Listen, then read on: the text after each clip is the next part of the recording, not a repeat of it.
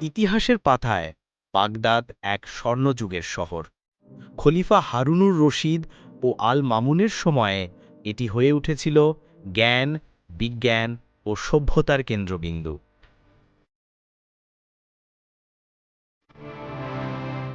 এখানে গড়ে ওঠে বাইতুল হিকমা, যেখানে মুসলিম পণ্ডিতরা গণিত, জ্যোতির্বিদ্যা, চিকিৎসা, দর্শন আর সাহিত্যে বিশ্বকে উপহার দিয়েছিল অনন্য সব জ্ঞান।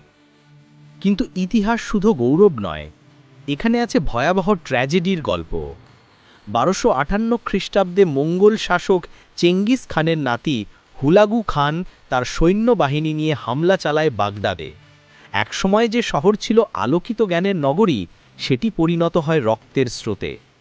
কদিনের মধ্যেই লক্ষ লক্ষ মানুষকে হত্যা করা হয়। বলা হয় শুধু বাগদাদেই প্রায় ৮ লক্ষ থেকে ১০ লক্ষ মানুষ মঙ্গোলদের হাতে প্রাণ হারায়। নদীর পানি হয়ে যায় মানুষের রক্তে লাল। আরও এক ভয়াবহ ঘটনা, বাইতুল হিকমার গ্রন্থাগার, যেখানে হাজার বছরের জ্ঞান ভাণ্ডার ছিল, সেটিকে পুড়িয়ে ফেলা হয়। অগণিত বই টিগ্রিস নদীতে ফেলা হয়।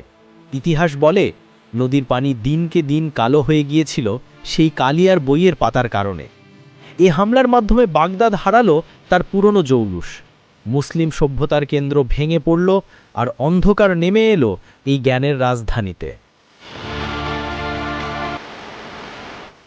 চেঙ্গিস খানের সেনারা শুধু শহর ধ্বংস করেনি, তারা শিশু, নারী, বৃদ্ধ কাউকেই ছাড়েনি। মুসলমানদের হৃদয়ে এই ঘটনা এক চরম বেদনার অধ্যায় হয়ে আছে। তবুও ইসলাম কখনো থেমে যায়নি। ধ্বংসস্তূপের ভেতর থেকেও মুসলিমরা আবার জেগে উঠেছে, ছড়িয়ে দিয়েছে জ্ঞান, সভ্যতা ও সত্যের আলো। বাগদাদের পতন আমাদের শেখায়, অন্যায়ের বিরুদ্ধে দুর্বল হলে সভ্যতা ধ্বংস হয়, আর আল্লাহর দ্বীন আঁকড়ে ধরলে ধ্বংসস্তূপ থেকেও উঠে দাঁড়ানো যায়।